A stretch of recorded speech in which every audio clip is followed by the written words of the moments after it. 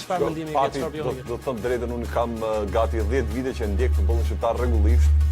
Kam qenë në shumë stadiume që kam parë gjitha, por nuk kam parë diçka kaq shumë të organizuar. Pra hera parë që unë shikoj që një klub mendon edhe për podcaste, mendon edhe për ambientin, mendon edhe për stërvitjen e ekipit forcë, po them. Pra i ka të gjithë elementët bashkë për të bërë më të mirën e klubit.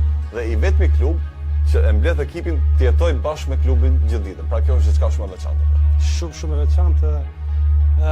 Për te asaj që jemi punojmë të për Partizanin, shpresoj dhe uroj që ky shembull që Partizani po ndjek dhe po bën risi jo vetëm tek pjesa e futbollit lutem fushë, por edhe jashtë fushë, të ndiqet pse jo edhe nga klubet tjetër, konkurrencë nuk i bë dëm asnjërit. Kështu mendimi në paktën.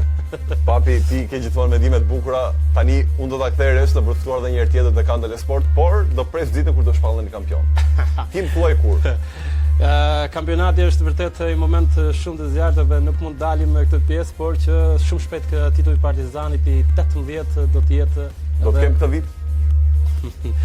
Kush nuk do të donte kampionatin me këtë mënyrë si e kemi nisur edhe si po e mbyllim. Ky është kampionati më i bukur do ishte që do të shijonte pa masë popullit kuq që po e ndjen shumë skuadrën këto çaste, por le të qëndrojmë me këmbë në tokë dhe të mendojmë tek ndeshja rrap.